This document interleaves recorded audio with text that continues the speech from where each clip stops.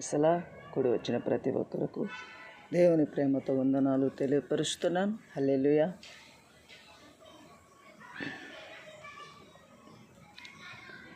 సంవత్సరములు గడుస్తున్నాయి, నెలలు గడుస్తున్నాయి, వారాలు గడుస్తూ ఉన్నాయి, రోజులు గడుస్తున్నాయి, గడియలు గడుస్తున్నాయి.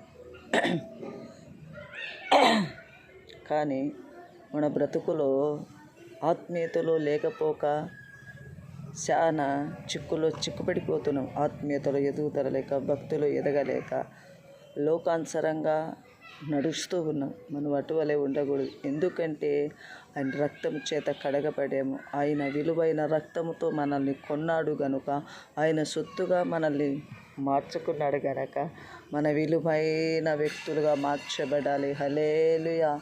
దినదినాభివృద్ధి పొందాలంటే మన ప్రార్థన చేసే వ్యక్తులుగా ఉండాలి. దినదిన ప్రార్థనలో గడపాలన్నా, మన జీవితాలలో, మన కుటుంబాలలో మేలులు కలగాలన్నా, ఆశ్చర్యక్రియలు జరిగించబడాలన్నా, మన కుటుంబాలు కాపాడబడాలన్నా, మన పనులు చేస్తున్న ప్రతి పనులు ఆశీర్వదించబడాలన్నా, మన ఉద్యోగాలు ఆశీర్వదించబడాలన్నా, చేసిన కష్టాతీత ఆశీర్వదించబడాలన్నా మన జీవితంలో ప్రార్థన ఉండాలి. హల్లెలూయా. ఒక ప్రార్థన అంటే ఆయుధముగా ధరించుకోవాలి. హల్లెలూయా. ప్రార్థన ఒక ఆయుధముగా ధరించుకోవాలి. ప్రార్థన ఒక ఊపిరి, ప్రార్థన ఒక ఆయుధం, ప్రార్థన ఒక ఖడ్గం, ప్రార్థన ఒక ఎన్నపూస లాంటిది. ఎన్నపూస లేకపోతే మనం బ్రతకలేము.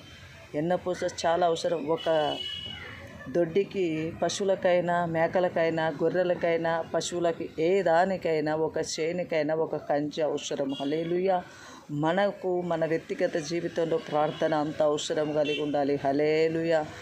ప్రార్థన అన్న కంచె అన్నా కూడా, ఒక కంచె అంటే ప్రార్థన కలిగి ఉంటే మనం కుడి ఎడమకు త్రొట్టిల్లకుండా మన దేవుడు మనల్ని కాపాడుతాడంట. హల్లెలూయా. మన దేవుడు మనల్ని కాపాడితే ఏమవుతుందంటే, కునకక నిద్రపోక మన కొరకు విజ్ఞాపన చేస్తూ ఉన్నాడు.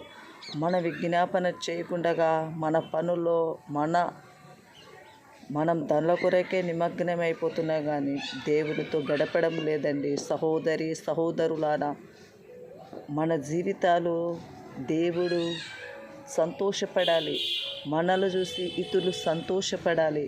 ఇతరులు వీళ్ళు దేవుని నమ్మిన బిడ్డలు, ఒక ప్రత్యేకత కలిగి ఉన్నారు, ఒక ప్రత్యేకించబడిన వ్యక్తులని మన వీధిలో చెప్పాలి, మన ఇంటిలో చెప్పాలి, మన కుటుంబాలు చెప్పాలి, మన రక్త బంధువులు చెప్పాలి, మన ప్రాంతంలో చెప్పాలి, మన గ్రామాలలో చెప్పాలి. హల్లెలూయా.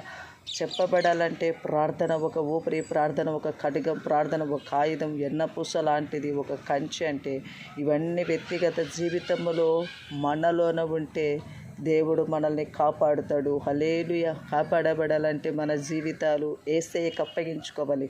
మన జీవితం యేసయ్యకి సమర్పించుకోవాలి. నేను ప్రతిష్టత కలిగి ఉన్నాను కదా,